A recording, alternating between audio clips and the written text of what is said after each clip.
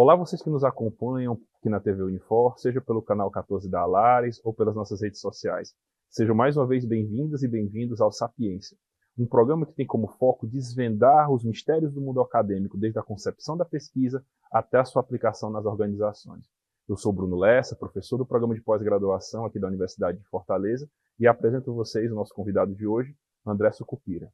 O André, pessoal, ele é um fotógrafo bem experiente, é da primeira turma, inclusive, de novas mídias e audiovisual e novas mídias, ele vai falar para a gente aqui da Universidade de Fortaleza. Mas eu não vou permitir, aliás, vou pedir para que ele se apresente. André, por favor. Eu agradeço aqui o convite, Bruno, para a gente trocar essa experiência também, e trazer um pouco de sapiência, né, tudo. Então, assim, eu sou o André Scupira, eu sou da primeira turma do Audiovisual e Novas Mídias, hoje acho que é Audiovisual e Cinema, mudou o nome, É mas só cinema. só cinema? É. Então hoje é só cinema. Então eu sou da época que era Audiovisual e Novas Mídias. Então, acho que em 2007 eu comecei. Hoje eu sou professor eu leciono alguns cursos, inclusive na PUC de Campinas, tem umas disciplinas lá. Sou fotógrafo há mais de 20 anos. Sou designer também na parte de UX, Product Design, e produtos digitais, enfim, várias habilidades que a gente acaba levando no dia a dia. E aqui para a gente trocar um pouco aí das experiências que a gente pode compartilhar e ajudar aqui no que a gente pode falar. Beleza.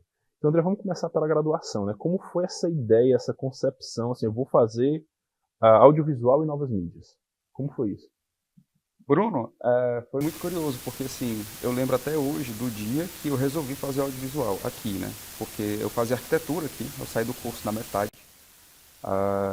Mas durante o curso, tinham duas áreas que me chamavam muita atenção, que era design industrial, design de produtos, e também a parte de direção de arte, que era cenografia. Assim, acabava que durante a arquitetura era muito influenciado pela parte de construção de cenários, enfim, toda essa parte dos backstage, é uma coisa que me chamava muita atenção. E acabou que nessa época eu não estava tão satisfeito com o curso, não estava me encontrando muito no curso. E eu lembro que eu estava na Washington Soares e eu vi onde ainda tem um outdoor que até hoje tem, que ele fica na Washington Soares no cruzamento, ali que é do outro lado do McDonald's, enfim, daquela região ali. E tinha lá, novo curso que vai abrir novas mídias, audiovisual. Eu disse, cara, isso aqui é interessante, vou atrás.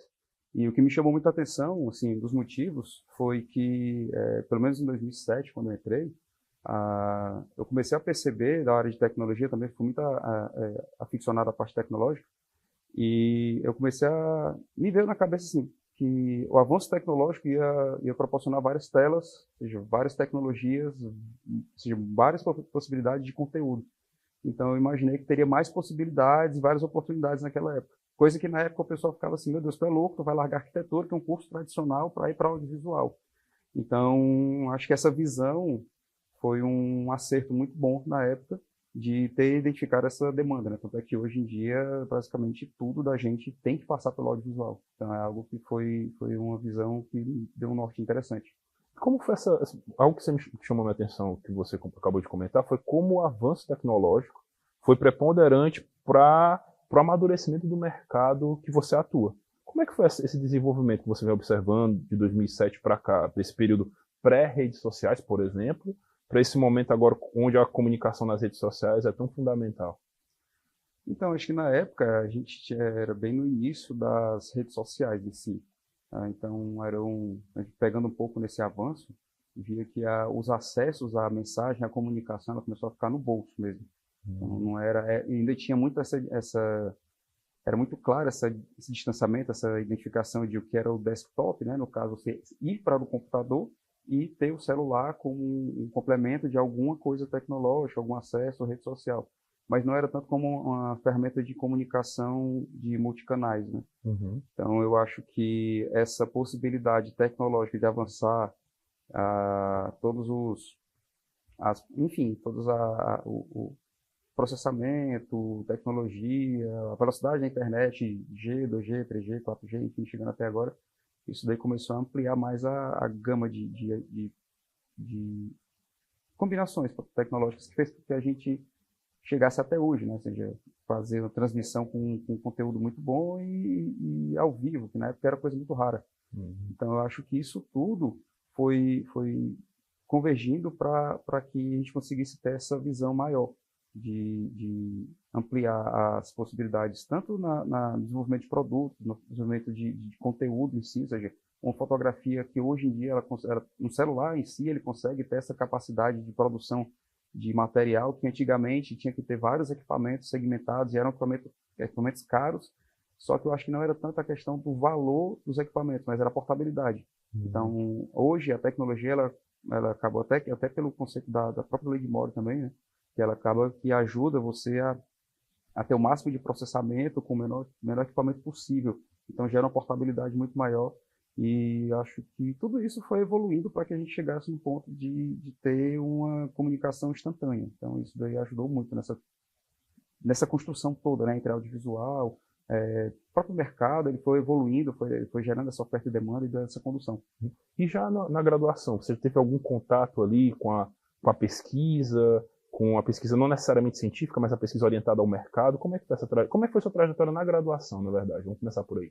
Olha, na graduação, eu tive algumas reviravoltas no curso, porque eu acabei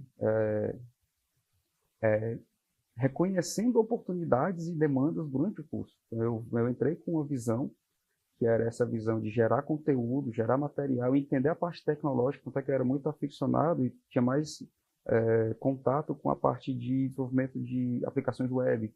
Então, eu fui muito nessa visão de aplicações web para o audiovisual para aplicações web. Porque nessa época tinha muitos sites que eram animados. Então, eu utilizava muito o Flash. Hoje em dia o Flash já é bem arcaico. Na verdade, nem existe, né? Ficou bem ficou na memória. Mas as partes de animações, falando da parte tecnológica, eram muito utilizadas pelo Flash. Então, essa evolução de ter essa migração do desenvolvimento da tecnologia para o desenvolvimento dos conteúdos acabou ajudando muito. Tanto que no curso eu acabei fazendo essas transições, né? Durante tive disciplina de entender como é que funcionavam essas tecnologias e também outras, contato próprio com o cinema, com produção de cinema, produção audiovisual, produção de TV também, ou seja, foi uma coisa bem plural, né? A gente conseguir ter contato com produção de TV, produção de cinema, produção na parte de web na época, que, enfim, tendo o alcance do que era disponível na época de tecnologia também. Hoje já é diferente, na visão hoje, ou seja, você consegue ter um desenvolvimento de um aplicativo com uma facilidade enorme, dependendo do segmento. Mas na época a gente acabou pegando várias áreas, ou seja, foi algo bem generalista no curso e ajudou a ter uma visão mais, pelo menos essa visão generalista, ela casou muito com as disciplinas de empreendedorismo e administração que eram no curso. Isso daí foi, acho que era até a Raquel, que era professora, que ela dava essa disciplina, e foi um norte que me chamou a atenção. Poxa, isso aqui é interessante, porque eu consigo utilizar toda essa pluralidade de informações, de conteúdos, e canalizar através do empreendedorismo, da administração como um norte de tudo isso, né? Ou seja, não apenas ficar nessa construção sem um retorno que aquilo ali poderia construir. Ou seja, eu posso utilizar a minha produção audiovisual, produção de expressão artística, e aquilo lhe dá uma condução através de um caminho de carreira para dar um retorno financeiro e ter esse amadurecimento em cima disso. Então, acho que essa foi uma das disciplinas que, no meu caso, foi que me norteou até hoje. Então, ela é o norte e acaba puxando o resto. Eu achei bem interessante o que você acabou de falar, ou seja, já ali na graduação, numa das primeiras turmas, você, em algum momento do curso, mais perto do final, isso? Acho que eu não lembro a disciplina agora, porque faz tempo, mas eu acho que foi pela metade do curso até o final, mas tinha uma disciplina que era mais no final, que a gente falava muito sobre empreendedorismo, sobre essa visão de negócio, essa visão de investimento. Então isso daí deu um diferencial desse norte. E nesse sentido, então, eu queria que você falasse um pouco sobre esse momento, no qual, que de certa forma, impacta na tua carreira até hoje, que você é empreendedor, empresário, e como foi que você percebeu, como foi que esse mosquito, esse bicho do empreendedorismo, da administração, ele te mordeu nesse momento e depois foi norteando a tua carreira? Então, eu acho que foi nessa época que eu comecei a entender a necessidade de ter uma visão estratégica e de como é que em resumo, eu vi como base, que era necessário ter como base a administração e a estratégia para poder conseguir alavancar qualquer ideia, levar realmente, tirar da ideia do papel e botar na execução e dar uma longevidade a ela. Eu acho que isso daí foi tipo assim, deu uma explosão na minha mente na época, porque eu fiquei assim, caramba, realmente isso aqui é possível fazer usando essas ferramentas, esses recursos através desses caminhos. Então, começar a identificar oportunidade, demanda, direcionamentos estratégicos, saber estudo de mercado, toda essa visão acabou que me conduziu até para seguir mais para essa área e mesmo tentando equilibrar em paralelo também a parte de fotografia, a parte de audiovisual, a parte de design, mas tendo como norte essa visão. E foi bem nessa época que eu consegui enxergar que todas as possibilidades também, até eu lembro que na disciplina tinha algumas atividades práticas de fazer desenvolvimento de processos, de ideias e tudo. E esse pequeno contato foi que me deu esse direcionamento, inclusive para mestrado em administração de empresas, né, que foi feito aqui também. Uhum. E acho que isso daí para mim realmente foi outro divisor de águas para o que eu buscava. E pensando assim, vamos para ir para o final da graduação, né? Quando você foi terminando a graduação e começou a visualizar o mercado, o empreendedorismo já estava ali no teu horizonte. E como foi que você operacionalizou isso aí no final da tua graduação, para a gente depois chegar nas especializações e no mestrado? Uhum. Tem um fato curioso, mas assim, eu lembro que em conclusão de curso, meu TCC, eu vi como oportunidade a gente tem que lembrar que foi em 2011 isso daí.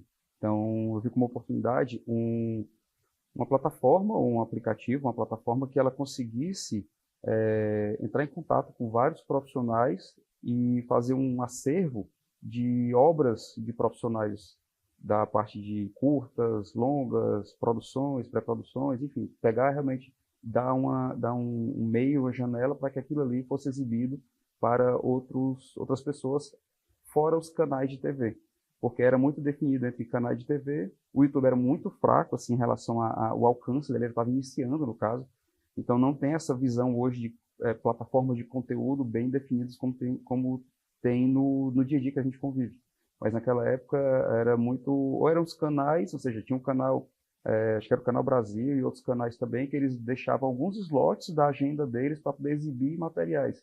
Só que a audiência ela não chegava no máximo de pessoas. Então isso daí foi essa visão que me fez ir para esse meu TCC de, poxa, se a gente tivesse uma plataforma que pegasse todo mundo ou deixasse essa oportunidade para o pessoal usar e captasse ele para deixar em uma rede vamos supor, tem 10 canais de TV que a gente pode liberar alguns horários e já deixar aquele horário, a gente cuidaria da agenda e comunicar ao pessoal, né? Porque realmente era e-mail, mandar e-mail para tentar ver o SMS, enfim, para tentar comunicar ao pessoal que aquela programação ia acontecer tais horários e as pessoas eram essas. Dependendo do ranking de votação e toda interação, eles iam ter um acesso maior e ter um avanço. Mas a ideia era bem para alavancar um incentivo de produção e que todo mundo entendesse o que estava sendo produzido, que era um problema muito na época que eu identifiquei. Era muito de nicho. Então, até a percepção do que era nicho na época, a parte dessa parte do empreendedorismo, ele me fez enxergar o que era, como você detectar o nicho, como é que você detectar as oportunidades em cima daquilo, como se comportar e como conduzir. Então, assim, são vários fatores que, através dessa disciplina, desses contatos no geral, eles despertaram essa ideia. E depois, ao final da graduação, você foi fazer uma especialização em User Experience, correto? Eu já trabalhava na época, eu sempre tive contato com web, tanto é que uma das coisas que foi para o audiovisual, na parte de front-end, na parte de design, só que eu acabei, a minha especialidade ela veio depois do mestrado, mas primeiro veio o mestrado, só que antes disso, eu teve uma curiosidade, porque eu cheguei a começar um MBA de gestão de projeto pela FGV, só que eu não continuei, não concluí. Na época eu estava iniciando a produtora com os colegas e acabou que estava tão frenético que eu não consegui continuar, eu acabei que tranquei e segui mais para o curso. Mas o que me fez seguir nessa visão de gestão de projetos e começar a estudar e ir atrás disso foi uma oportunidade que eu tive de trabalhar em um filme como produção, até foi do Carim, Uhum. e eu entender como é que era a quantidade de recursos que era utilizado lá. E uma das coisas que eu pensei, poxa, esse recurso ele é utilizado em uma cena com X tempo. Imagina se eu pegasse esse recurso e deixasse ele disponibilizado para várias pessoas utilizassem esse cenário, ou esse material, ou tudo isso daqui. Será que eu conseguia aumentar a quantidade de produções, ou reduzir a necessidade de recursos para pequenos produtores audiovisuais que eles precisam usar um tipo de cenário, um tipo de recurso, um elemento, ou um componente? E tendo uma coisa mais sustentável, sem ter que ter uma produção novamente daquilo. Então começou a isso me chamar a atenção, nessa experiência foi que eu fui para a gestão de projeto. Só que aí, a partir daí, eu tive que parar o curso, e um tempo depois foi que eu entrei no mestrado de administração. Então vamos falar então do mestrado. Como foi essa entrada, essa decisão? Vou fazer mestrado. Estou no mercado e vou fazer... O mestrado que você fez foi acadêmico, né? Foi acadêmico. Então conta aí pra gente como é que foi. Bruno, foi desafiador, porque eu fui para um mundo totalmente diferente do que eu estava habituado. Assim, eu sempre fui autodidata, eu sempre gostei de ler muito, sempre gostei de ler, de estudar, de pesquisar. E a primeira coisa que me veio na mente foi assim, todas as dúvidas que eu tenho, ou seja, onde eu quero saber onde é que estão as informações para que eu consiga achar a solução melhor para encontrar uma visão de negócio. Então, onde é a vanguarda da visão de negócio? Onde é que está sendo estudado, onde é que está acontecendo, onde está na parte teórica, ainda está mais à frente para que eu vá ganhar uma vantagem em cima disso. Então, em vez de eu ir para o MBA, que já é uma coisa bem prática, eu imaginei que dentro do mestrado de administração, ele me daria um conceito muito mais amplo, que eu conseguiria ter uma vantagem competitiva estudando assuntos ou autores ou umas abordagens que ainda não estão no mainstream. Então, foi essa minha visão. Tanto é que eu nem imaginava em ser professor. Eu fui no mercado acadêmico para estudar algo que hoje em dia eu vejo que o mestrado profissional ele acaba pegando esse meio termo, né, essa visão. Mas eu fui no acadêmico com essa visão. Então, e acabou que lá dentro eu confesso que foi a área que eu realmente me apaixonei. Foi uma área que eu gostei bastante, assim. E eu digo que o período do mestrado de administração foi um período que eu lia direto. Eu consumia tudo que era material, e eu vi de fato que aquilo ali, caramba, eu não imaginava que o que eu ia aprender ia me impactar de forma positiva. Então, fora os profissionais, todo mundo, os professores, era algo assim que cada aula para mim era um encantamento. Ou seja, caramba, não sei o que é isso. Olha, isso aqui é novidade. Era tanta coisa interessante de novidade que eu queria continuar aprendendo, lendo, pesquisando, estudando. Então, isso daí foi algo que me pegou de forma positiva. Ou seja, eu fui para uma visão de, eu vou aprender um pouco para poder ver como tirar daquilo ali e aplicar no negócio, ou ter mais uma segurança de empreender, de dar esse direcionamento, mas acabei que os assuntos, a abordagem, o conteúdo, tudo me chamou muito mais atenção do que eu imaginava. E qual foi assim, o primeiro conteúdo, as primeiras abordagens que você sentiu que, não, isso aqui é desafiador, embora você estivesse gostando, mas foi desafiador, e quais foram as estratégias que você desenvolveu como aluno para superar esses desafios vindo de outra área, né? Você veio do audiovisual, assim, fez uma cadeira na administração e foi logo para o mestrado, numa organização, né, numa instituição renomada, como a Universidade de Fortaleza, e se viu diante desses desafios. Como foi que você fez? Quais foram eles, na verdade? E como você fez para superá-los, assim? Olha, acho que o grande desafio foi eu tentar compensar não ser de uma faculdade de administração, porque eu só tive uma disciplina de administração. As outras coisas eu tive que estudar de forma autodidata, independente. Então, isso me deu um direcionamento muito... foi desafiador para mim, para poder ter um direcionamento para saber para onde é que eu estou indo. Mas, mesmo assim, mesmo vindo de uma área que foi um dos motivos de eu ter continuado na área, que a parte administrativa e a parte de gestão, a parte de economia, de fato, negócio, dinheiro, ainda não é tão abordada. Na área de economia criativa, por mais que a economia criativa venha de início, a economia vem de início da criatividade, para como que vai dar esse direcionamento para a produção, ela não é tão ela não é tão trabalhada de uma maneira muito madura ou de um aprofundamento muito maior. Então, existe um viés em cima da interpretação da administração dentro da administração, negócio, estratégia, em cima da economia criativa, dentro das artes, de cinema, enfim, tudo.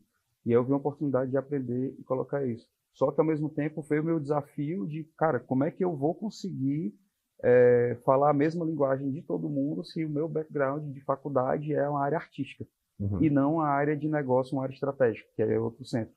Então eu tive que aprender, nossa, eu lia muito, muito, muito. Inclusive, uma das primeiras coisas que eu comecei a aprender, que era a base, a pirâmide base, estratégica, tática operacional, que para quem já entende um pouco mais parece óbvio, mas quando você não tem esse conhecimento, ou você não tem a percepção de fato de onde é que é cada elemento ali que ele se encaixa e compõe, isso daí já abre sua mente de maneira absurda. Então, foi muito desse desafio de como é que eu vou conseguir entender esse contexto, pegar esse background para poder compreender o que está vindo. E foi uma coisa positiva também no curso, né? Ou seja, o curso ele não soltou a mão, digamos. Ou seja, gente que é de uma área nova, eu acho que da área de artística, na minha turma, era só eu ou outra pessoa, assim, que tinha alguma coisa com contexto artístico. Era muito engenheiro, administrador, psicólogo, tinha bastante, ou seja, mas que saía, acho que era eu ou outras pessoas. Mas o curso por si só, os professores, eles acabavam que davam introdução, davam um contexto para você. Não era, poxa, cheguei aqui de paraquedas e vou ter que entender o que é que está acontecendo por minha conta. Não. Então, acho que isso daí foi um ponto positivo para mim. Foi bem acolhedor, mesmo sabendo do desafio. Sim. E fora esse modelo teórico, essa moldura conceitual que você acabou de citar, quais outras teorias ou conceitos dentro da administração que você aplicou e aplica hoje nessa carreira sua no design, na produção de conteúdo e que geraram resultados, claro, né? Olha, eu acho que uma das coisas que mais me chamou a atenção, assim, falando de maneira bem de uma abordagem, é a visão estratégica, os conceitos de inovação, tanto é que acabo lecionando mais com isso, os conceitos, as práticas de inovação, a busca de inovação, a análise de risco. Isso foi algo que para empreendedor da economia criativa, você não analisar risco e ter uma visão de gestão, a gestão por si só, ela acaba dando esse diferencial, mas eu acho que me chamou muita atenção e eu tento aplicar ou colocar sempre em contexto acho que é a teoria da Torrade. Isso daí me deu um diferencial muito. Assim, eu via muita coisa da Torrade e dentro do ecossistema da economia criativa, eu via que se encaixava em muita coisa. Eu, caramba, isso aqui tem um paralelo com esse assunto, com esse se pode se comunicar, pode ter uma área segmentada aqui da país, isso, aquilo, enfim, nichos também. Uma coisa afeta a outra.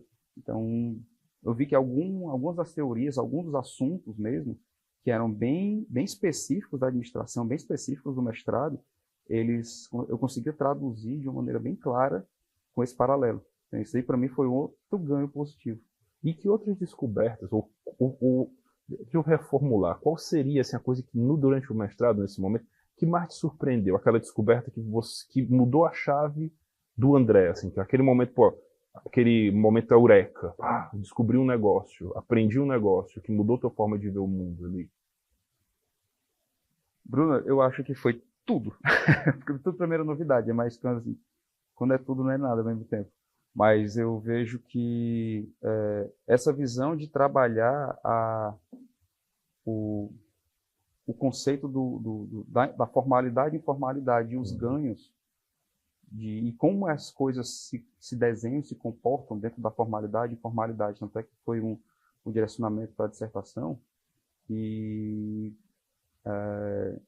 esses fatores da Torrade também, outras questões de gestão, e como é que a inovação e todos os conceitos de inovação, eles se encaixam, eles têm uma fluidez em cada área, em cada nicho você consegue aplicar, consegue extrair e consegue afetar de uma maneira interessante. Acho que essa visão de como trabalhar, identificar a formalidade e a informalidade, o papel do Estado, o papel da iniciativa privada, como é que cada um trabalha entre si, o que é que realmente acontece, o que é viés que é passado, até com informação, e também muita desinformação que é passada. muitas informações passadas como informação que na prática não funciona. A gente acaba tendo essa visão que a administração ela deu muito esse direcionamento. E eu acredito que isso daí sim deu essa confiança de saber para onde ir e quais caminhos eu conseguiria decidir, tomar essa decisão. E quando foi para você, assim, selecionar o teu objeto da dissertação, aquilo que você ia estudar no decorrer da tua dissertação? Como foi esse processo e o que você estudou para a dissertação? Eu estudei informalidade, mercado informal, economia criativa e o que, em resumo, né, fazer um resumo assim, mas era o que afetava os profissionais de economia criativa para ficarem na formalidade, o que causava que eles ficassem na formalidade e o que incentivava que eles ficassem na formalidade. Então, porque eles sempre tinham e isso aí foi uma coisa de vivência muito empírica também. Uhum. Então, eu via muitos profissionais, muitos colegas, muita gente, vamos supor, uma prática de emissão de nota fiscal. Então, é algo que, não, é um custo, era visto como um custo e não um benefício. E não um controle financeiro, ou um controle fiscal, ou você ter um degrau para ter uma ascensão. E, então, ter essa relação também de previdência privada ou pública, ter essa visão de, seria interessante fazer essa declaração para isso, aquilo. E por que essa concepção também não é tão determinada?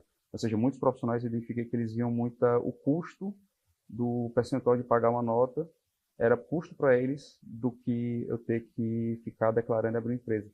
Porque a visão de longo prazo não existia. Assim, culturalmente não existia, não era vista como algo fundamental. Então, toda essa visão eu acabei identificando vários pontos e traduzindo isso para como é que na parte administrativa isso daí seria vantagem ou desvantagem para os profissionais, tanto para e quais as outras barreiras também, quais as barreiras do próprio Estado na época.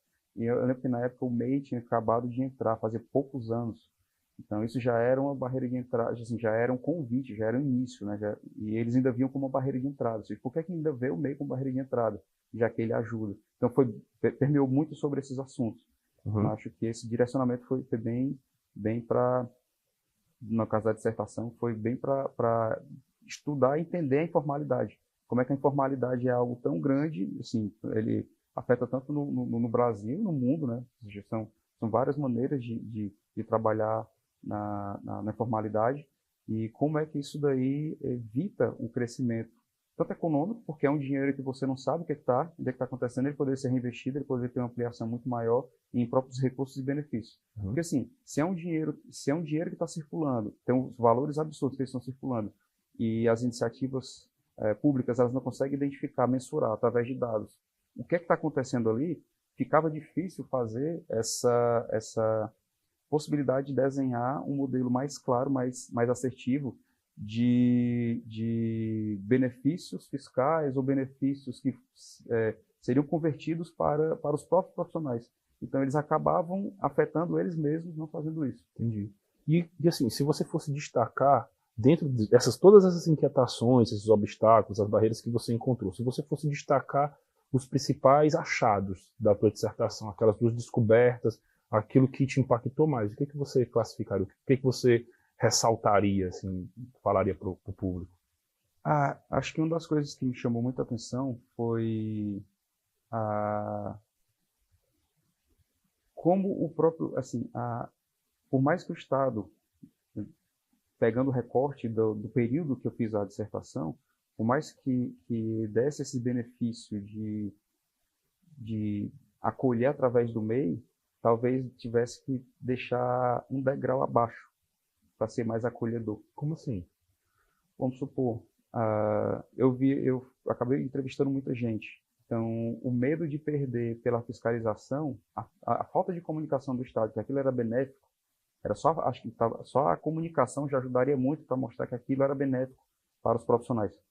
Então, não era talvez nem mudança de lei, mas uma coisa mais de propaganda e comunicação para que aquilo ali, os benefícios que ia trazer. Não era comunicado. Ou seja, eu notei que tinha, vamos supor, eu tive dificuldade, eu lembro na época das entrevistas, que eu acabei entrevistando alguns profissionais, tentei entrevistar alguns profissionais, inclusive, porque alguns profissionais eles achavam que era uma fiscalização a entrevista. Então tinha um receio daquilo mais do que uma contribuição. Então eu acabei que eu demandei um esforço a mais de convencimento, de educação, de explicar, e eu vi que durante a construção da minha dissertação nas qualitativas, eu identifiquei outro problema, que é a informação que deveria ser passada para os profissionais, enfim, para o profissional, para o mercado, talvez fosse uma vantagem do próprio Estado comunicar de uma maneira mais clara. Então, porque depois que eu explicava, eles, verdade, faz sentido, legal, interessante. Mas antes de comunicar, não, é problema, eles vão tomar meu dinheiro, isso aqui vai ser errado e tudo, estou gastando, é um problema. Então, não tinha muito essa visão dos benefícios. Tinha mais o fantasma do problema, de que ia acabar com tudo, você ia ter, ou seja, todo mundo ia perder tudo, tinha muito isso, né? Tinha essa visão. Que é repassado até, inclusive, na parte de ambulância, e acho que isso permeia esse conto, né? Sim. E se você fosse destacar como foi que os resultados da tua dissertação impactaram depois, quando você volta para o mercado, já mestre, e volta para as suas atividades no âmbito da economia criativa, na arte, como é que esse processo da dissertação e os achados da tua pesquisa impactaram depois na tua prática? Olha, isso daí, acho que as inquietações dele me resultaram, depois de alguns anos, a tomar a frente do Dia Mundial da Criatividade aqui em Fortaleza. Fala disso pra gente. Porque, quem não sabe, o Dia Mundial da Criatividade é um evento que ele acontece perto do dia 21 de abril, no mundo todo. Então, são geralmente de 50 a 60 cidades. Acho que ano que vem, não sei quantas cidades vão ser, mas ele celebra a criatividade e acontece simultaneamente em várias cidades. Eu conheci o evento em 2018, que eu fui como espectador, e em 2019 eu me encantei pela proposta. Em 2019 eu fui palestrante aqui em Fortaleza, também no ano seguinte fui em Campinas. 2022, quando eu me inscrevi para ser palestrante, não teve. E aí eu falei com o pessoal, poxa, se não tiver em 23, eu topo ser líder, né? Então acabou que deu essa oportunidade dessa liderança. Mas tudo isso, e tanto é que gerou a gente conseguiu deixar o desafio, né, colocar Fortaleza no top 10 de todas das cidades de destaque, e também gerou convite para 2024 para ter a liderança. Mas isso tudo foi inquietação e resultado do mestrado, ou seja, foi assim, caramba, quer dizer então que se tem muitos profissionais que eles não têm essa visão do potencial econômico, mesmo mostrando dados. E a economia criativa, ela movimenta bilhões. Ela tem um impacto econômico, social, socioeconômico, enfim, e cultural absurdo. Mas mesmo assim, as pessoas elas não têm essa percepção de valor disso. A gente, pelo menos eu começando a ter esse contato mais com os conteúdos, acabam tendo essa percepção de valor muito maior. Então, eu vi que poderia ser um ator, de fato, para conduzir e tentar ter essa conscientização do povo, do público, e quebrar um pouco essa barreira dos nichos, né? Então, tirar um pouco das panelinhas, de pessoal, tem tanta gente incrível que fica na sua cidade, mas às vezes você não sabe quem é do seu lado, que faz um trabalho incrível e você acha maravilhoso o que ela faz, só que você só conhece em outra cidade ou em outro país, e às vezes a pessoa está do seu lado. Então, isso daí tudo foram inquietações resultantes do próprio mestrado, né? Essa visão dos nichos de economia criativa e das informalidades, como é que acabava ficando um comportamento mais escondido, mais recluso, e as pessoas não se comunicavam. Então, isso aqui é só tipo assim, são as panelinhas, ficar nas panelinhas, todo mundo reclamando do mesmo problema, todo mundo sentindo as mesmas dores, só que ninguém se comunicava porque não sabia que existia essa possibilidade de se comunicar. Interessante. E hoje em dia, voltando ao empreendedorismo, né? E eu queria que você falasse um pouco como o mestrado, na verdade, a tua trajetória acadêmica culminou no teu negócio atual. E falasse um pouco desse teu negócio pra gente. Então, acho que ele tem muito a ver com com tudo isso que a gente está falando aqui, né? Ou seja, realmente, acho que falar até onde veio essa tua inquietação do mestrado. Veio que esse ano eu abri um negócio, abri uma empresa, e a proposta é que são estúdios fotográficos, tem um estúdio de fotografia, tem estúdio de podcast, gravação de conteúdo, a produção de design de produtos, enfim. Mas o conceito é ser um espaço maker. Então são dois espaços, né? A gente tem os serviços e produtos dentro dele, tanto para pequenos e a parte de produção de produtos e suporte para pequenos produtores também. Seja marcas menores ou marcas que estão precisando de um auxílio ou fotografia, direcionamento na parte de presença digital, até desenvolvimento de produtos autorais, evolução de desenvolvimento autorais. Tanto que essa foi a possibilidade de ter um espaço, né? Ou seja, o espaço ele é maker e de produção de conteúdo. Então, também eu tenho parceiros lá que estão com a gente no espaço. Então, ele eu chamo de makerspace. Então, que é bem essa ideia é como se fosse um Fab Lab. Então, tem oficina de marcenaria, de tudo que é tipo de equipamento, material. Tem duas empresas parceiras nossas lá dentro do espaço, que é a Figital, que elas são peritos e especialistas em impressão 3D, tanto na parte de odontologia e vários outros produtos. E também tem a Orion, que eles são responsáveis pela impressão de action figures. Então, são muita gente, assim, traduzindo para quem não conhece, são aqueles bonecos de filme que são bem realistas. Então, eles passam a impressão desde pintam também.